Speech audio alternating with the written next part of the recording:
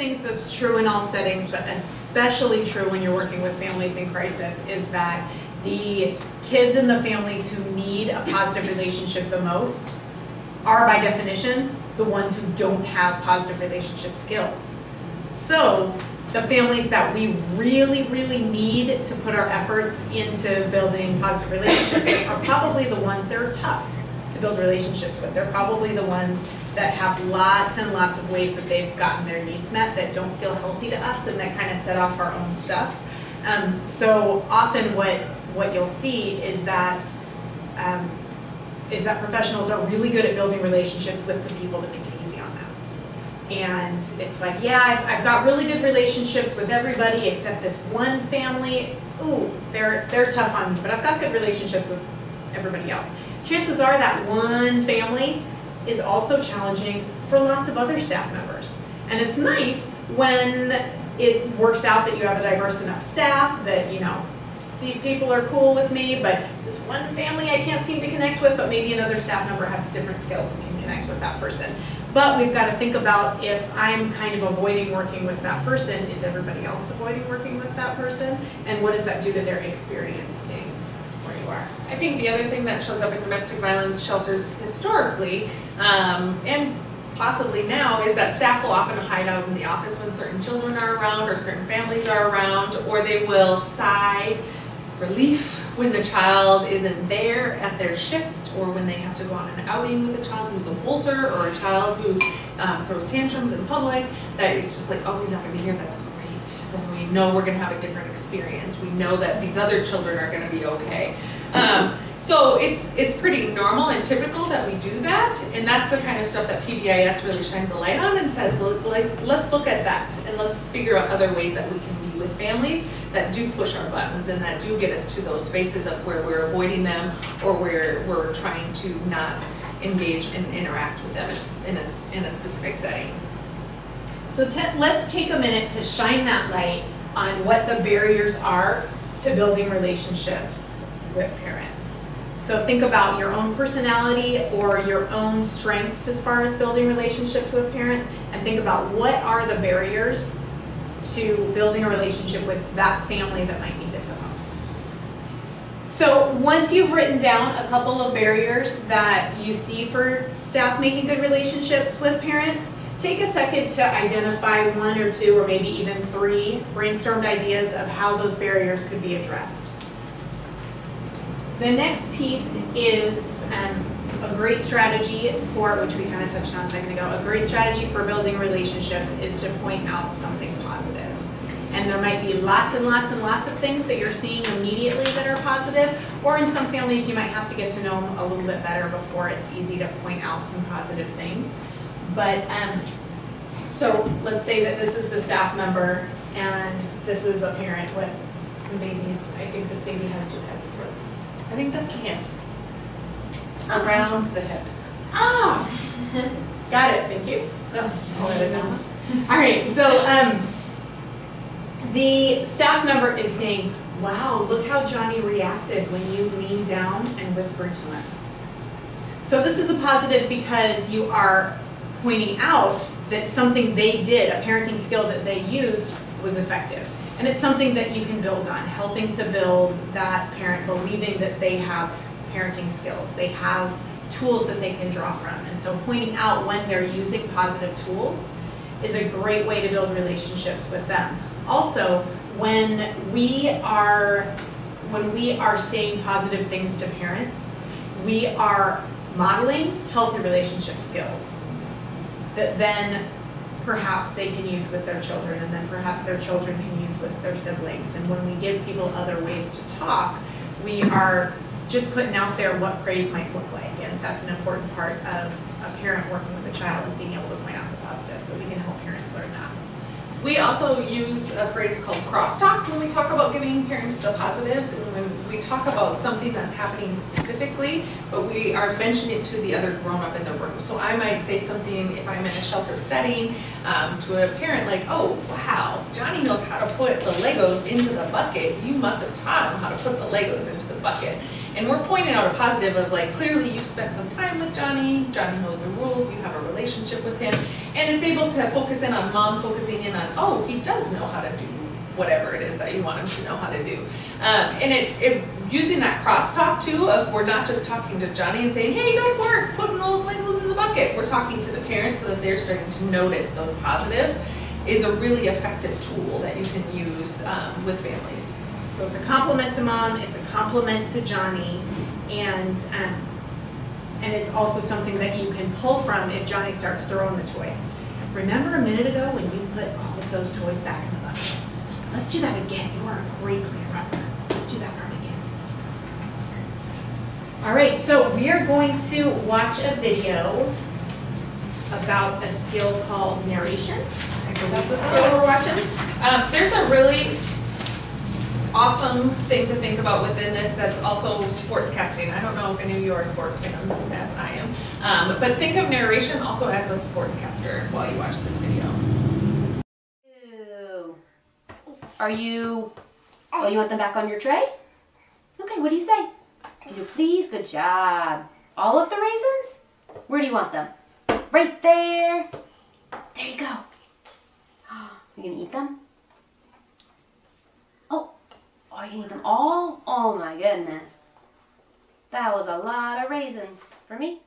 Children develop receptive language before they are able to speak and be verbal. So you're doing a whole lot of input and he's storing it, figuring it out, using it. So you can see him pointing and responding and shaking his head when he's not verbal because he understands. There's that piece of helping parents remember that the way that we learn language is by people talking to us. Oh, you can stand up.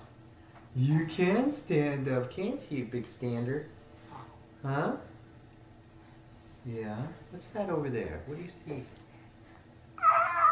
What do you see? I think it can feel really comfortable to some people and really obvious. Other people feel, I'm talking to someone who's not talking back to me, so it feels really just weird and uncomfortable. We need to sort of think, why is it I'm doing it? And practice it a little. It's very, very easy to do because you're just looking at what the action is and stating it and doing it in a way that feels totally comfortable to you. The words that you're using, that they are beginning to hear over and over and then start to make meaning out of, is how children start to learn language even when they're infants. You can't eat everything, you know. Does that one taste funny? No. Don't eat the elephant.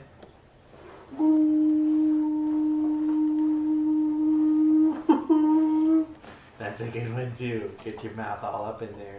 You don't have to be doing anything special. You're just talking about what you're doing and asking questions, and it can happen when you're playing with them, but there are plenty of those opportunities while you're doing the things that you need to do, getting dinner ready, doing the laundry. Even though you have things that you need to be doing at home when you're home, you can make that child a part of it and use some language so it's a rich language opportunity for them. 2 chickens, you see them? What are they doing? They're cluck, cluck, cluck, cluck, cluck. Are they eating their breakfast? Nom, nom, nom. They're hungry? Oh look, there's another one. 3 chickens. Narration can feel really funny to folks that haven't used it in the past or who don't feel as confident. But one of the things that I've learned from working in this field for so long is that narration is a great way to actually build a relationship with a child. You can do it with young children, as they were showing in this video, but I often use it with older children too, of just narrating what they're doing in their play. And it's really exciting because then they'll start to narrate back to you and tell you where you're wrong. It's like, no, I'm not doing that. I'm actually doing this, or I'm building this, or whatever the case may be. It's a really nice way for you to have the child see that they are noticed, that they are important, that they matter, that what they're doing matters, and for the family to also notice to get back into the everyday moment and to be in the present time with their child. So can anybody think of what other benefits narration might have other than language development? I think you already said one of them, which is building relationships. So it's a way to give a compliment that isn't praising that might feel uncomfortable. Some adults don't feel real comfortable being praised, and some kids don't really know what to do with that. So it's a way to say, I notice what you're doing, I'm interested in what you're doing. Without it being more complicated than that, without it having other layers. It's just, I notice what you're doing and I'm interested in what you're doing. A way to have visibility too, be seen. Absolutely, very much. Absolutely, I see you, you see me. And I'm paying attention to you and you're worth my time. Yeah. You're worth my time to pay attention to whatever activity you're doing right now. So that video was about really infants and toddlers, but we can stretch that to 3 to 5 year olds. We can stretch that to any age group. Just pointing out that you notice what somebody's doing and you're interested in it is, it might look a little bit different, but is appropriate for any age group, especially if with this group that does not understand fantasy versus reality, so they play through their stuff in a way that no other age group does. And so with that age group, if you see them doing something that might be a little bit concerning, might be giving you some red flags of like, this behavior might change in a minute. They might be near a tantrum, or they might be about to start throwing this stuff. Just moving your body towards them and starting to narrate that what they're doing can feel very supportive to that child and can help kind of curve away from a tantrum or curve away from some aggressive behavior and keep them in play that is productive. I like what we do next. So we're going to practice, and we often practice by using ourselves. So we're going to, I'm now a 3-year-old child, just so you know. So I will act accordingly. And we're going to have Ashley do some narration with this first one. Yep, so you're going to tell me how well I'm doing. got it. Okay, so I am not using narration the first time. No, you're just praising me. I'm just, I'm using praise. Let's see how loud it goes. Nice circle. Oh, I bet I know what that is. I bet that's a sunshine. You know how to draw sunshine. Oh, okay, it's something different.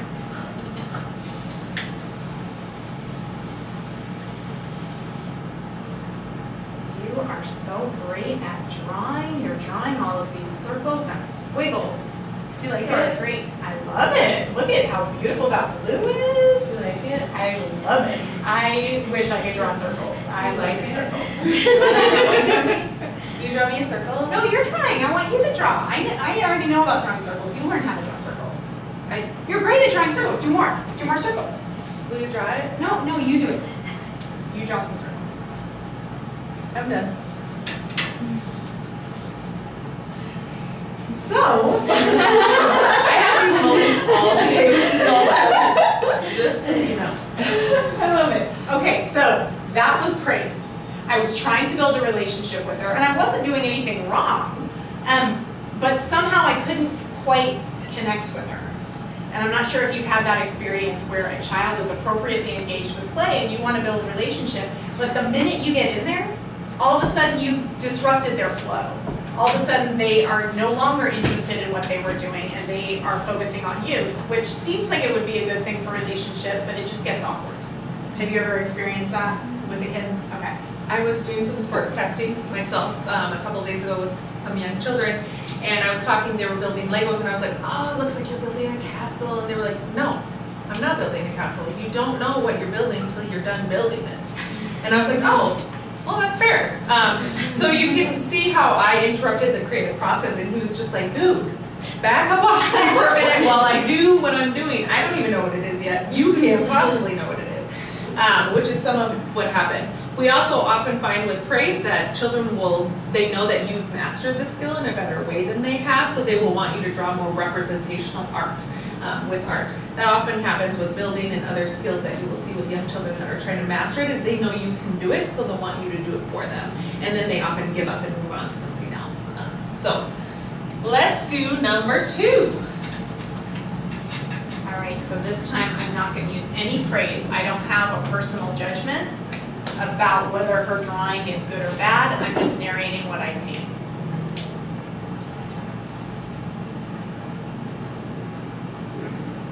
We're using the color pink. And you're drawing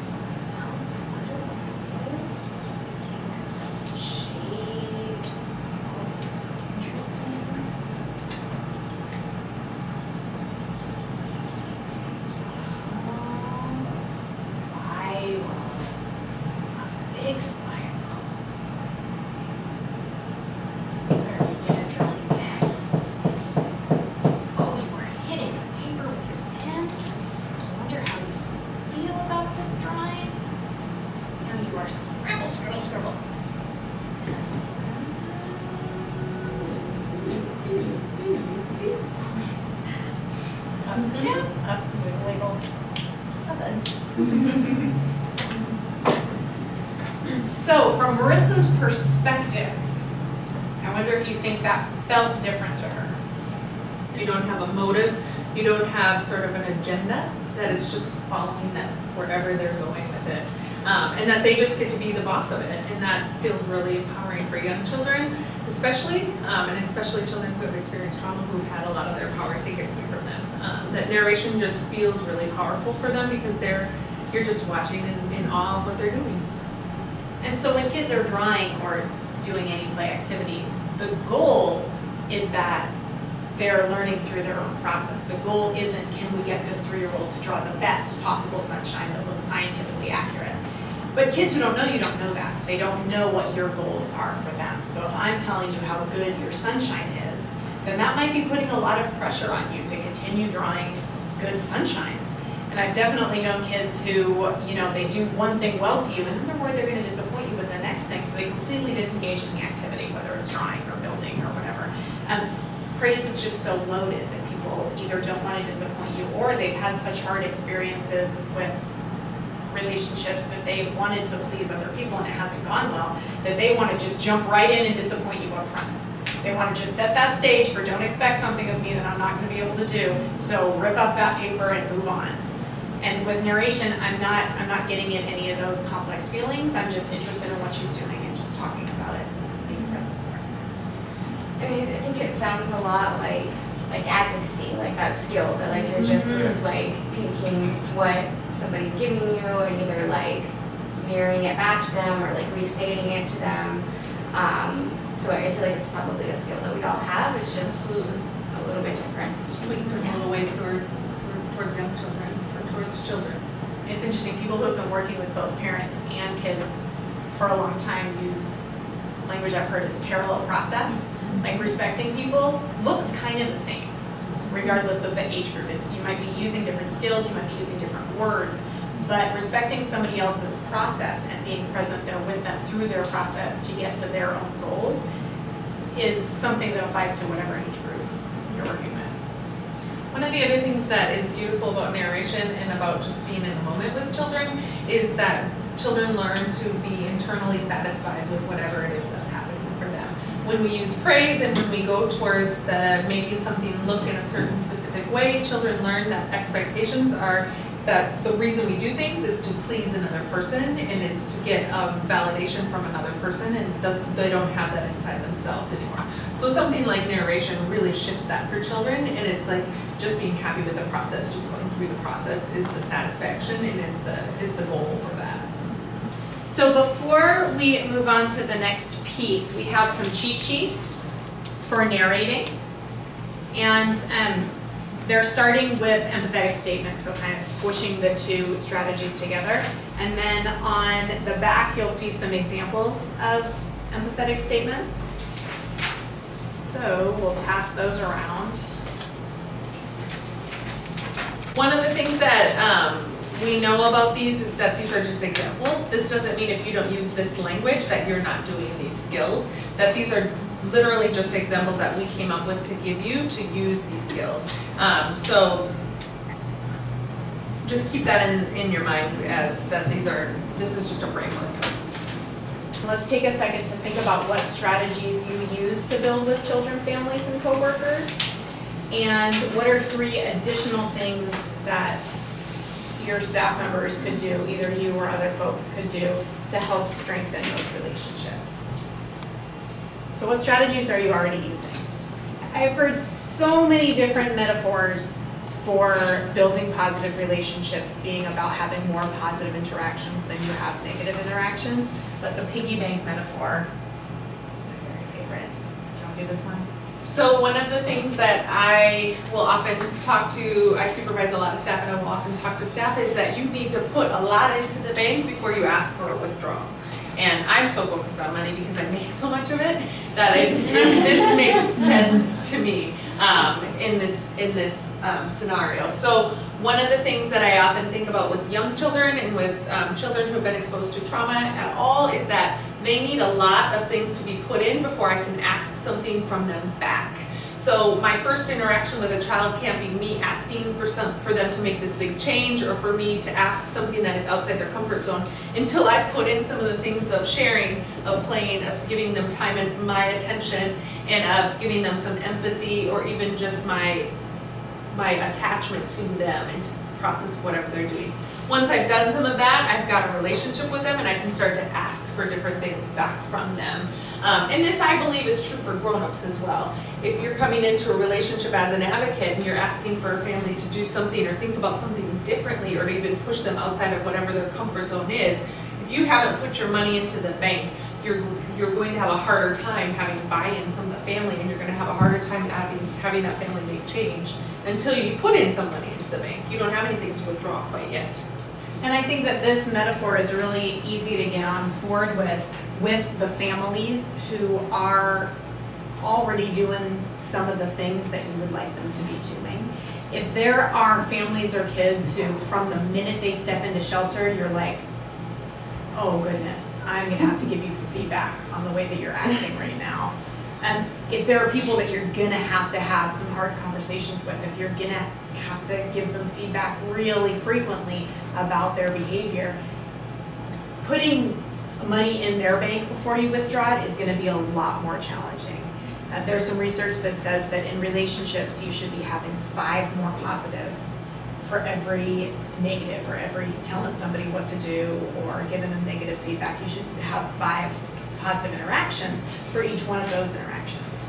So that seems easy with somebody who communicates in the same way you do, or for somebody who has the same understanding of the expectations that you have. But if you think of that child that is like, okay, feedback on the floor. No, don't hit somebody, come play over here. No, you're doing, like that kid who, for their own safety, a grown-up is giving them feedback, constantly redirecting them. How hard it is to make time to give them 5 positives if you're chasing them around the room giving them negatives. So I'm not saying that there's a solution there, I'm just saying think about how positive you would have to be, or how much time you would have to put into that relationship in order to keep it positive if you know that you're gonna have to give them some negatives. When I was teaching in a therapeutic preschool classroom, I asked one of the gals in there to just keep tallies of positive versus neutral or negative. And I'm really nice, I think. I'm really a very nice teacher. And I was at about 50-50 with the hard kids. With kids who are a little bit easier, kids who maybe their response to trauma is to withdraw, as opposed to their response to trauma is to be an aggressor. With the kids who are withdrawing, I was at like 90% positive. But with kids who were just pushing button after button after button after button, I was only at 50-50.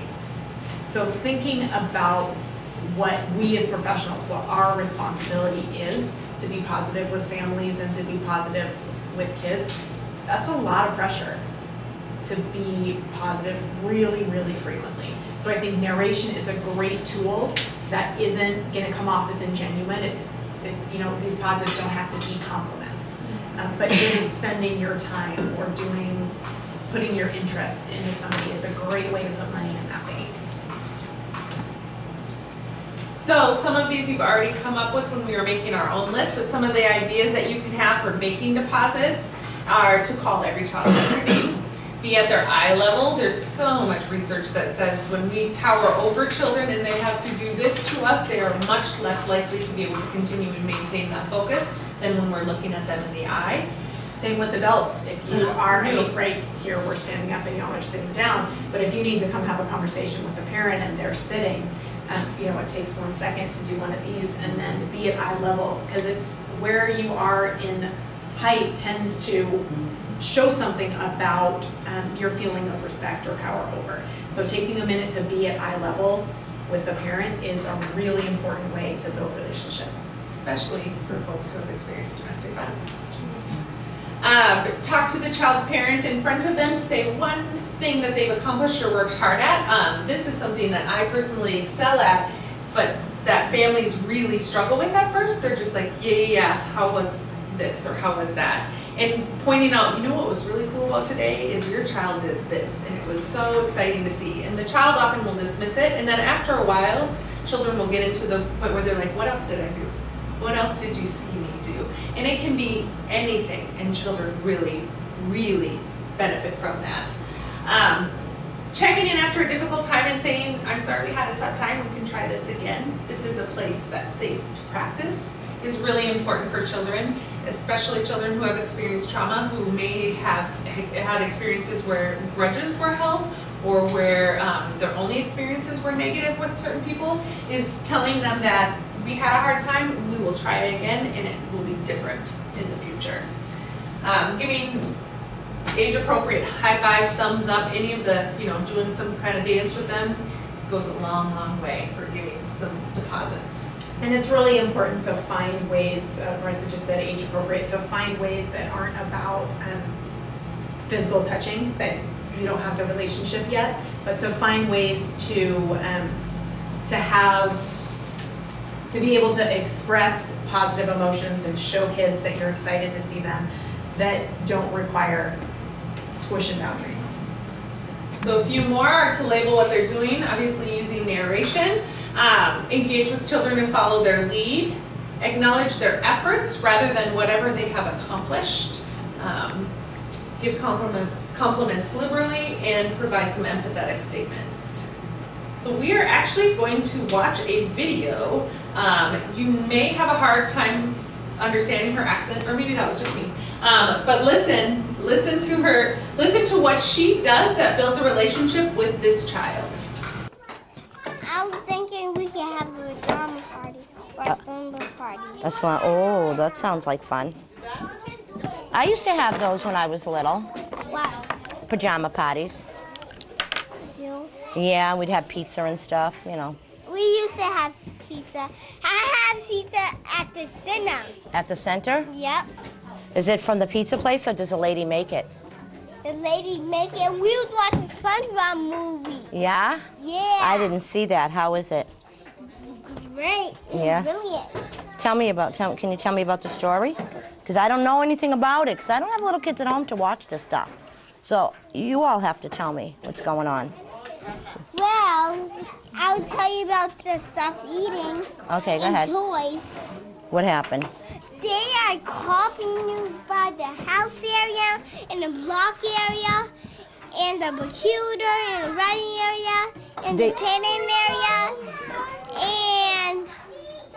We don't have art now, remember? That's our studio. Is that the after-school place you go to? Yeah, and they got sand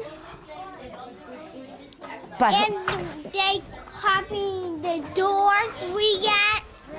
but whose is better, this class or the after-school? This class. Why? Because I like it when Janelle was there and Rita and Miss Ellie. Okay. And Miss Elizabeth. So what do you do there? What do you do there? Well, I can tell you the stuff they got. What do they got? They got red, blue, green, and some more planks and bowls. Yeah? And the same cups. Yeah. Oh, so they don't use paper when they eat? They have regular cups and stuff? Yeah. For the house area. Oh, they have the same ones as us? Yup. They copying you with everything. And the other one computer work and the other computer work. Well, that one computers. We're going to try to get it fixed. I'm going to ask, okay? Because it's hard to wait your turn, huh? Who's over there on the rug? That Miss Bella? Miss Bella and Miss Elizabeth. Oh. So, but you have a good time there, right? Yeah. Yeah. I don't think, I don't think they're really copying us. I think they know what children like to play with. So they have the same stuff. What's your favorite thing there? I'll tell you what's my favorite toy. What's your favorite toy? Play-Doh with my teacher, Miss Ellie. Oh, what about the after school? What do you like there? I like to play with Kelly and Claudia. Oh, so you made new friends already? Yeah. Well, I think that's because you're a wonderful little girl, huh? Mm-hmm. Have they been there for a long time? Yeah. Yeah. So they helped you out with like the rules and stuff? Yeah. Or do they have the same rules as us? Yup. Same? The old ones. The old ones? And they try to copy us with the brand new stuff too. Yeah, but do you remember when we talked about if someone copying you, that means they must like what you're doing, so it's okay? Yeah. So they must think that we're really good here, huh? Yeah, you think so? My favorite piece is when she says, "Tell me about the SpongeBob movie." And the kid says, "I'll tell you what stuff they got." And she's like, all right, we'll just go there then. Just totally That's follow where we're her lead. going. And I think it's tempting sometimes as adults to feel like we need to, I don't know why people do it, but I catch myself doing it sometimes, being like, no, I was asking about the SpongeBob movie. It's important that we, focus. And that's not what's important. The goal is relationship building. So if you want to talk about the stuff they got at the center, then great, that's what we're talking about. And it was a compliment that if it had been all compliments, it would have been awkward. And if it had been a compliment about looks or a compliment about something superficial, then it would have felt a little bit different to me. But the occasional compliment that is about an accomplishment that the child values is really meaningful. I think one of the things that my favorite thing that she does is she allows the child to continue to derail the conversation about whatever it is that's happening, and then also is able to tie back in something that they talked about in the past. So there were a couple times when she brings up that's when somebody copies you, it's a compliment that they really like you, or that there's something in there that she talks about that. And that's clear that they've had a conversation about that in the past, and that she's bringing them back to that of this, remember when we talked about this. So it's great that she follows the child's lead and throws in some stuff about their past relationship and tying things back to other things for the child to make those connections with. And she's using a natural opportunity to teach a social skill. It's not like, come over here, let's talk about the social skill of being flexible and allowing people to copy you, because it doesn't really matter. It's not forced. It's just there's a social skill that you might need because you're having some trouble with this, so let's weave it into different conversations. So it feels really natural. And the only other thing that I always think about when I see this clip, which I've seen a lot of times, is that she uses the child's language. So she copies back the child's specific words and uses those words within her conversation, which again provides some of that power sharing that you were talking about earlier. Mm-hmm. She also uses a little bit of sharing information about herself, which is totally appropriate self-disclosure. I used to have slumber parties when I was a kid. Just again, keeping that power at an equal level. All right, so you already have the empathy handout, but we're going to talk a little bit more about empathy. It came on the back of your narration. Let's practice a little bit and think about an empathetic statement that we could use if a child yells something that is a little insulting. So, you stink. What's an empathetic statement that we could use? It depends on what the context was. If you stink is just meant to be an insult, and you think that the kid is feeling frustrated or sad or angry, then you could just point that out. Your face looks angry. I wonder if you're angry. Or, you can tell me I'm mad. So pointing out language, this is the first step in anger management, is being able to recognize that you have emotions. And it's really important that we use a variety of feelings words with kids. A lot of kids, their go-to is angry. A lot of adults, their go-to is angry. So that they experience something uncomfortable that maybe someone else would interpret as, I feel scared, I feel sad, I feel hurt, I feel embarrassed. And a lot of people who haven't spent a lot of time thinking about their emotions, their go-to is an angry response. And so one way that we can support kids having other options than reacting in anger is we can teach them about the language of feelings and teach them that when you're frustrated, you can ask for help. When you're disappointed, you can ask for a hug or for some reassurance. When you're angry, you might have to say, I'm mad, and think of a way to calm down before you can find a solution to your problem. So just by using those words around kids, even if you don't do any other social skills intervention, using a variety of feelings words in front of kids is helping their social skills and helping their anger management. So what might you say if a kid said, leave me alone?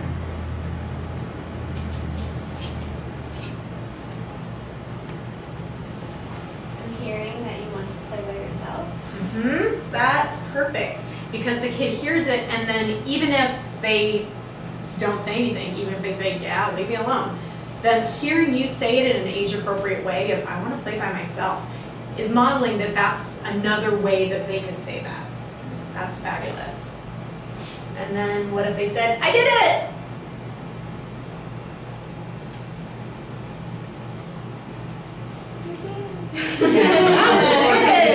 That's exactly, yeah, you did. Your face looks proud. Yeah, and your face looks is a good fallback. If you're really not sure what the child is feeling, then you could make a guess by saying, your face looks scrunched up. I wonder what that means. Just to draw attention to the experience the child is having in their body, putting them back into their body, and to be aware that they're having an emotion and it's affecting their behavior.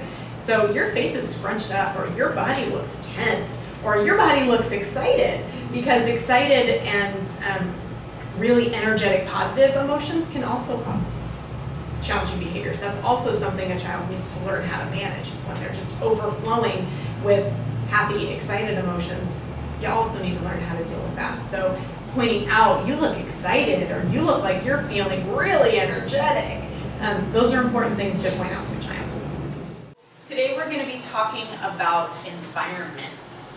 So our agenda is that we're going to talk about what do we mean by environments, why does that matter. We're going to be talking about environments in kind of 3 different ways: routines, visuals, and expectations.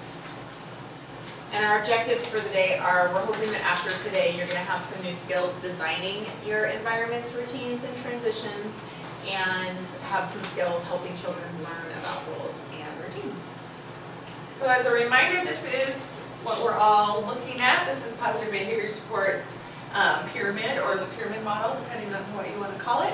And so we spent Tuesday talking about building positive relationships, and we're moving on into the designing supportive environments. And as a reminder, most of our work is not going to be held up here. We're working really and focusing really on prevention and trying to prevent some of these things from happening.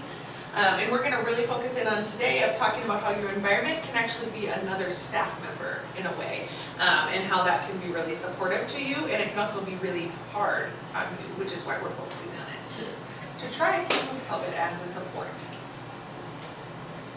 So what do we mean by environments? We don't just mean where your furniture is. We're thinking about all of the different factors that affect your sensory experience when you're in the room. So we're thinking, where's the furniture, but also the lights, the decorations, is it cluttered? People's attitudes absolutely affect the experience of people in the room, just kind of the energy or the vibe of the room. Your rules and expectations, are they clear, or do people really not know what staff are supposed to be doing, what kids are supposed to be doing, what grown-ups are supposed to be doing? And you're like, Vanna White, I'm loving this. And schedules are so much a part of our environment that it's not even funny. So even looking at it, the environment in which we're in right now, we don't have the little overhead lights on because most people don't prefer to have that sort of blinking overhead light on. We have natural light coming from inside. We have the windows slightly open, but the noise level is down. All of these things make it a different experience than if we had the lights, overhead lights on, the windows blasted open, and we're on a busy street, and people walking back and forth in the hallway. So, how can environments empower families to make their own decisions? How can environments contribute to a family's sense of dignity and create security? One of the things that I learned very quickly working with young children is that environments and schedules really can calm children down and make them feel safe. A lot of the families in domestic violence who are in domestic violence shelters have had a very limited sense of security, if any, and have not typically had a pretty well-designed schedule. A lot of families aren't used to that type of schedule. So this can be tricky if folks are coming into you and you're then having a schedule for them. So we're going to talk about how do those two things kind of intersect and what we can do about it. And these questions aren't questions that you should know the answers to and then just change your practice based on those answers. These are questions that are meant to be prompts for your teams to be having discussions as new families come, and the energy in shelter is different because this family brings a new dynamic. There are things that when things are starting to get rough, you can go back to these questions and think, are there changes in our environment we can make to prevent some of the problems that we're having? All right, so this is kind of entertaining. Take a second to think of a store that you hate to be in because the environment makes you feel unhappy, makes you feel unwelcome, makes you feel just any sort of emotions that you don't like. So take a second to think about that, and then we'll just kind of talk about what factors make you like or not like it. So taking a look at our list that we just created of our stores that we don't like and the characteristics of our stores, let's take a look now at, do any of these characteristics apply to shelter? And how might children behave if these same characteristics are happening at shelter?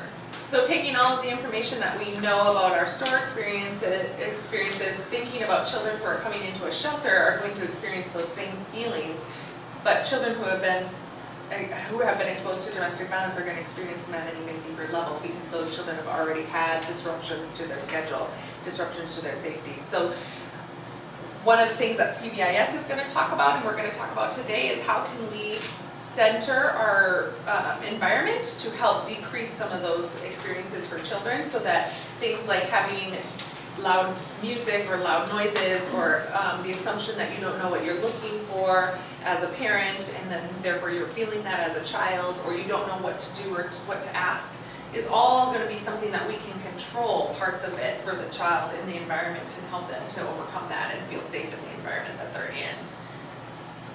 Thanks. So some challenges that are specific to shelter that kids might not be experiencing in other environments. It's a shared living space. So like Marisa said a second ago, I'm in what looks like a house, but I'm not allowed to go in different places at different times. The regular coming and going can be stressful for kids. This family's in, this family's out. These kids are in, these kids are out. Staff being around makes some families feel under the microscope. Children and adults get triggered by each other. If there are kids having challenging behaviors over here, then that might make these kids over here feel unsafe. The rules are different from the rules that they have at home. That's something that can't be avoided, that in different spaces the rules are going to be different. The rules are different at the playground than they are at the library. The rules are going to be different at home than they are in shelter. That's a given. But what we need to do is find ways to make the expectations and the rules at shelter really clear, so that kids aren't having to do that guesswork or that just kind of cause and effect, trying to figure out on their own what the rules are. And then the last one is that different staff might be giving kids different messages about the rules.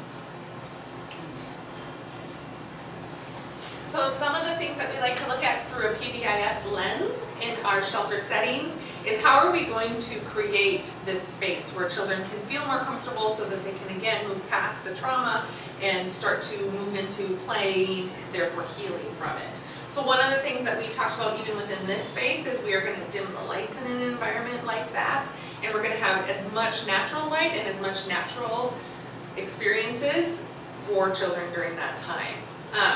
We will offer lots of sensory activities, so children do really, really well who have been exposed to trauma, who have opportunities to explore the world through their senses.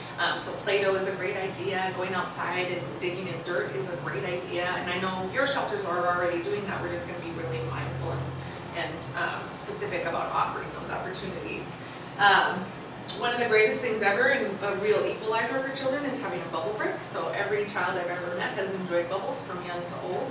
And it's a great opportunity, again, to get into that playfulness that children need. Limiting access to problem areas is one of the easiest fixes for preventing problem behavior. If there's an area that kids are not supposed to go into, as opposed to saying, no, no, don't touch that, no, no, don't touch that 1,000 times, it's sometimes an aha for people, including myself, of, oh, we can just move that thing. Or we can find a way to block off this area.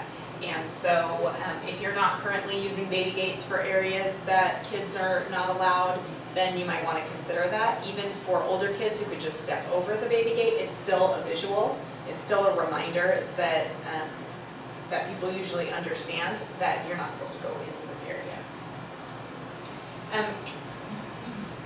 Temperature is is something that affects people a little bit differently, but kids absolutely are affected by temperature, but they're not necessarily aware that they're affected by temperature. So with an adult, if they were feeling hot or if they were feeling thirsty, they would recognize, I could get a drink of water about this, or I could stop being so active for a couple minutes until I cool down. But a child under 5 is not necessarily going to right away think about, oh, I'm feeling this uncomfortable thing. What could I do to make that better?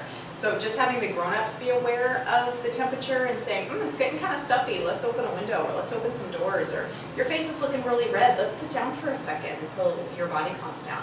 Helping kids make links between what might be making their body feel anxious or different, and giving them some strategies can be something that they can take beyond shelter and use as a coping mechanism later on. And then it's really important to have designated areas where kids are allowed to do more of that gross motor activity, and then staff having ideas of activities that they could do when kids are having high energy. So bubbles are great because kids who want to just sit there and stare at them can do that. Kids who want to run on them, stomp on them, have more of a big experience can do that too. So the more activities you have that can be used in big or relaxing ways are great. So one of the hardest things at a shelter, because it's very similar to home, is turning off the TV. Sometimes we notice that energy levels go way up when the television is on, or people start to talk louder and louder and louder. And again, thinking back to what is it that we don't like about an environment, noise can be one of those things. And in a loud environment, that often brings out the bigger, louder feelings. And for children who have experienced domestic violence, loudness is definitely a trigger. So thinking about times that we have the television on or turning it down is also important. Now, recognizing also that families are often used to just having the TV on in the background. And so not wanting to necessarily take that away, but really being aware of how the noise from the television is involved in what's happening in the room. Same can be true for music. And thinking about cleanup is one of the best things ever. Young children really get involved in being helpers at under 5. So how we can involve them in keeping things clean and clutter-free could be just as much fun for them as the actual activity that they were playing with before. And again, this might not be what they're used to, so we might have to model that for the first several times or for the entire time that they're here. But again, we're putting down those ideas into the child and into the family of what might help.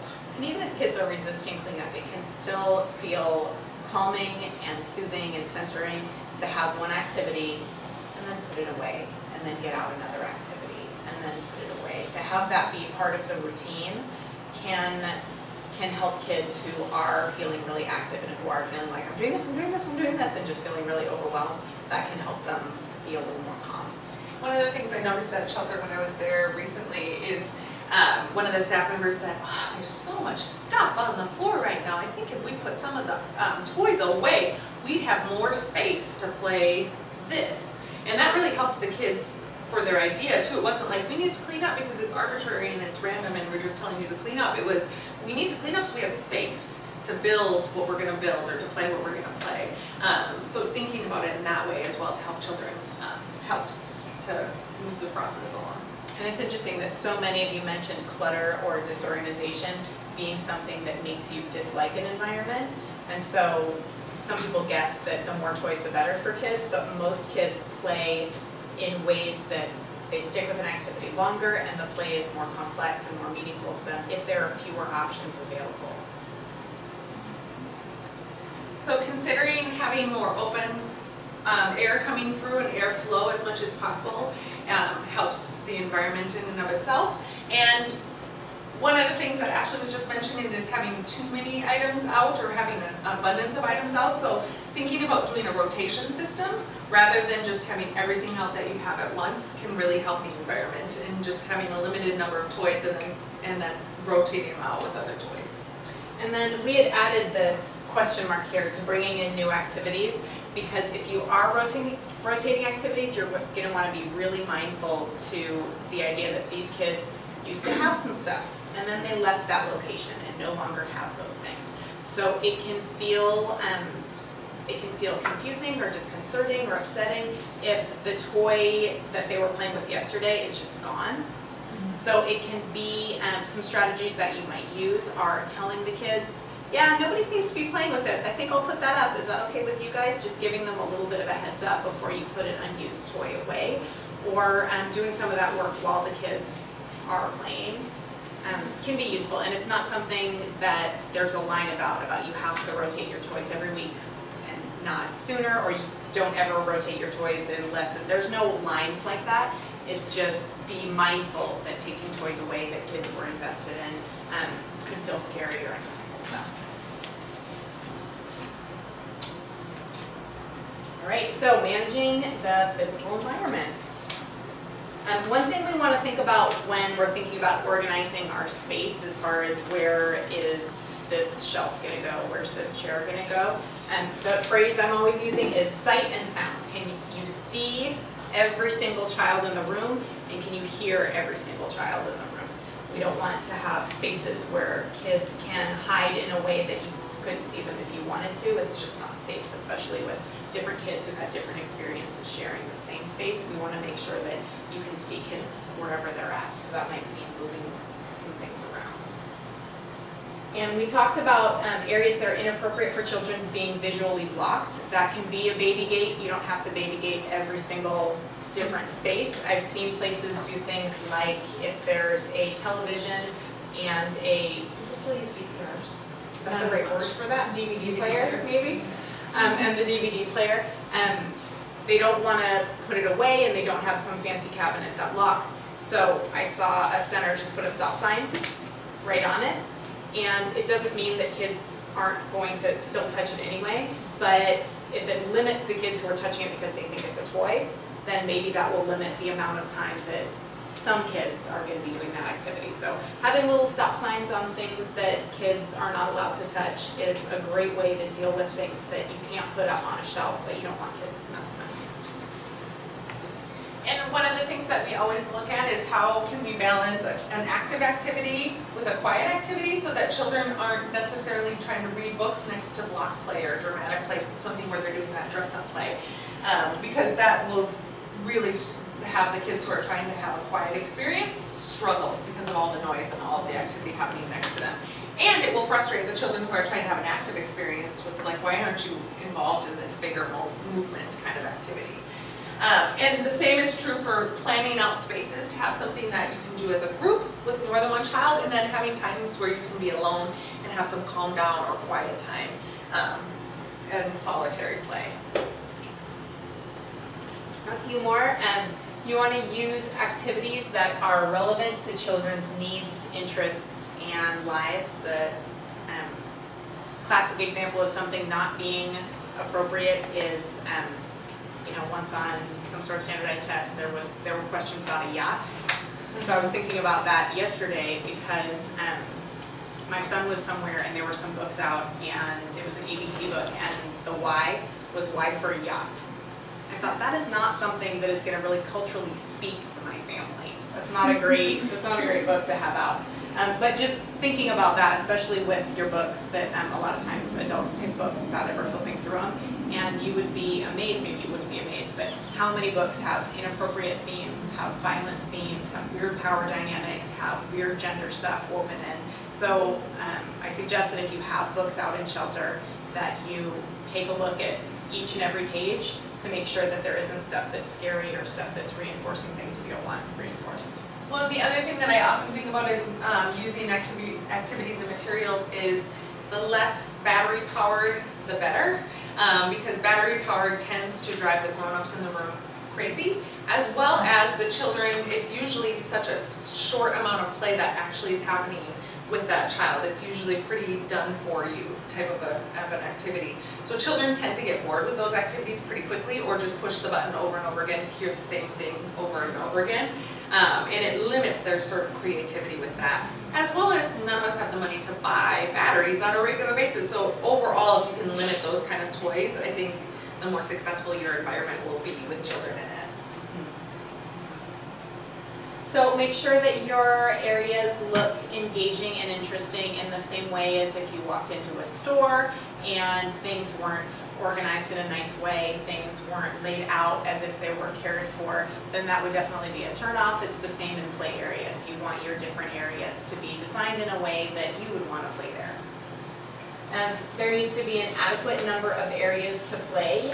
So if you're thinking that this is a space that 12 kids are going to be there, I would suggest kneeling down on the floor as if you were the size of a kid and looking around and making sure that there would be enough space at this table, enough space in that area to really have 12 kids there, and if not, how can we make some adaptations?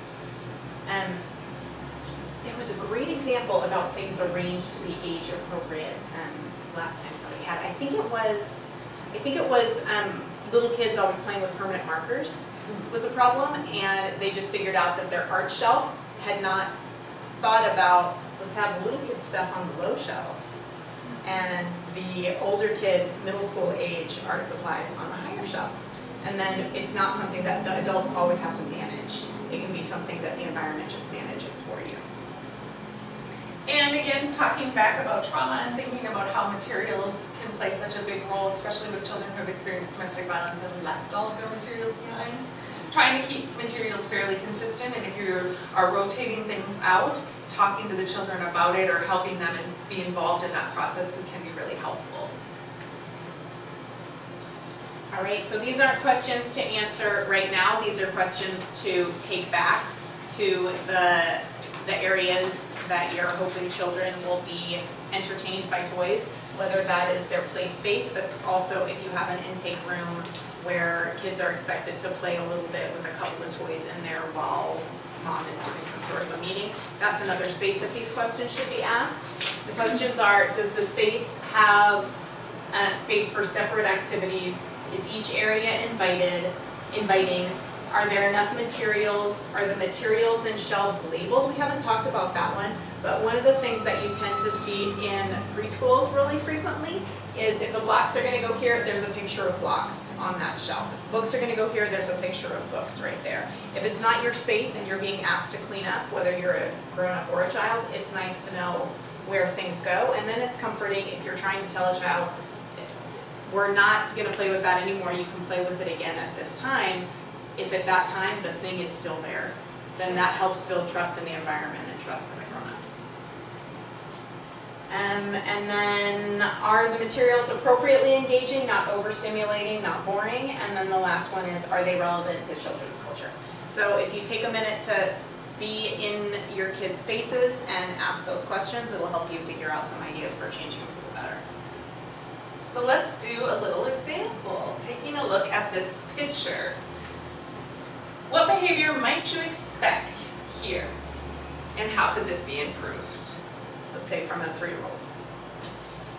Mom's in there looking for clothes, she's going to be in there for 15 minutes. So we have the motion of everybody taking things out of the baskets immediately, without care, I would assume.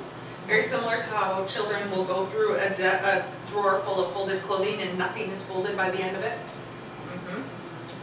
And then one other thing I was going to think about, it doesn't really apply to a 3-year-old, but having shoes way down low. If there's a little kid crawling around and putting stuff in their mouth, it might be fine for them to put an arm of a sweater in their mouth. That might not be a big deal. But shoes are probably not something that we want just on the ground or on that very, very lowest level, because we don't want them putting those in their mouths. So this is a photo that we took of a space that has now been totally revamped based on PBIS. And so you'll be happy to know that all of this space has been changed around, and they're still working on this space. But I think one of the first things that they did is brought in a basket of toys for the children to have something that they could do, so that the family or the advocate that was in there with them could say, you can do this, rather than all of the no's that we just identified for a child.